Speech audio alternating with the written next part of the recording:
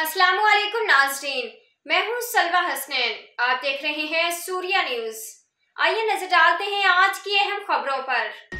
Chairman town municipal corporation हाजी नवाज ब्रोही ने कहा है कि हमारे मुल्क में तालीम का निज़ाम इस कदर महंगा हो चुका है कि एक आम इंसान को अच्छी तालीम के हसूल के लिए दिन और रात मेहनत करनी पड़ती है। इसके बाद भी अपने बच्चों को वो तालीम नहीं दे पाते जो दौर हाजिर में आने वाली नई नस्ल को किसी काबिल बना सके। मगर अल्लाह के करम से हमारे मुल्क में ऐसे मदरसे कायम हैं जो हमारे बच्चों को बिला मुआवजा दुनियावी तालीम के साथ दीनी तालीम भी दे रहे हैं, जिसकी बदौलत वो अपनी ज़िंदगी को अच्छी सिमत में ले जा सकते हैं। और दीनी तालीम की वजह से आज मुल्क पाकिस्तान वो वाहिद जहां हर साल हाफिज कारी मुफ्ती आलिम दीन तैयार होते हैं।